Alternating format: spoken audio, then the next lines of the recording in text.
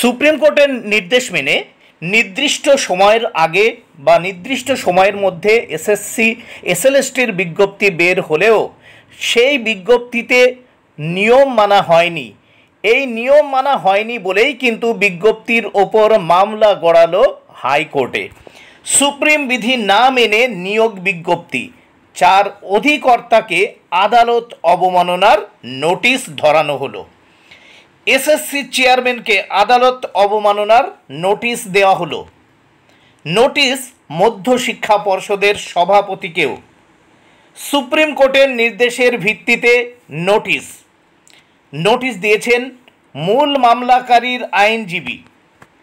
শীর্ষ আদালতের নির্দেশের পরও কেন বেতন ফেরত নয়, কেন গ্রুপ সিডি নিয়োগের বিজ্ঞপ্তি এখনও প্রকাশ হয়নি, নোটিশে জানতে চেয়েছেন মামলাকারীর আইনজীবী।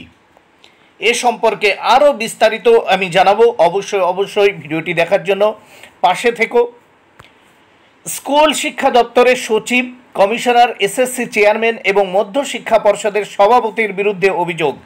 2025 সালের শিক্ষক নিয়োগের নতুন বিজ্ঞপ্তি নিয়ে ইতিমধ্যেই কলকাতা হাইকোর্টে মামলা দায়ের হয়েছে।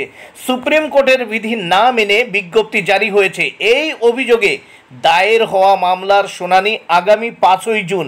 একই অভিযোগে এবার 4 শিক্ষা অধিকর্তাকে আদালত অবমাননার নোটিশ পাঠানো হলো। এক আইনজীবী তাদের এই নোটিশ পাঠিয়েছেন বলে খবর। আদালত অবমাননার অভিযোগ তোলা হয়েছে স্কুল শিক্ষা দপ্তরের সচিব, কমিশনার, এসএসসি চেয়ারম্যান এবং মধ্যশিক্ষা পর্ষদের সভাপতির বিরুদ্ধে। তারা ইচ্ছাকৃতভাবে শীর্ষ আদালতের নির্দেশের অবমাননা করেছেন বলে নোটিশে উল্লেখ। এবং 2016 সালের শিক্ষক নিয়োগে গোটা প্যানেল সুপ্রিম কোর্টের নির্দেশে বাতিল হয়েছে। রাজ্য সরকারকে ওই 26,000 শিক্ষক অশিক্ষক কর্মীকে নতুন করে নিয়োগ করতে বলা হয়েছে। সেই মতো গত 30 মে নতুন বিজ্ঞপ্তি জারি করা হয়েছে। তবে সুপ্রিম কোর্টের সমস্ত নির্দেশিকা মেনে সেই বিজ্ঞপ্তি দেওয়া হয়নি বলে অভিযোগ তুলেছেন চাকরিপ্রার্থী আইনজীবীদের একাংশ। মঙ্গলবার তা নিয়ে হাইকোর্টে মামলাও হয়েছে। একই দিনে একই ইস্যুতে স্কুল শিক্ষা দপ্তরের সচিব, দপ্তরের কমিশনার, স্কুল সার্ভিস কমিশনের চেয়ারম্যান এবং মধ্যশিক্ষা পর্ষদের সভাপতিকে আদালত অবমাননার আইনি নোটিশ পাঠালেন এক আইনজীবী। নোটিশে উল্লেখ, সুপ্রিম কোর্টের নির্দেশকে ইচ্ছাকৃতভাবে অবমাননা করা হয়েছে।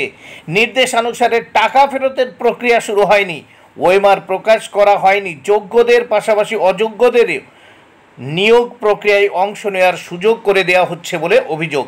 পাশাপাশি 2025 সালের বিধি অনুযায়ী অভিজ্ঞতায় বাড়তি নম্বর পাবেন পরীক্ষার্থীরা, তাও সুপ্রিম নির্দেশের অবমাননা। ফলে সামগ্রিকভাবে নিয়োগ প্রক্রিয়ায় বেশ কিছু বিধিভঙ্গের অভিযোগ তোলা হয়েছে। তবে দেখা যাক 5 তারিখে কি হতে চলেছে।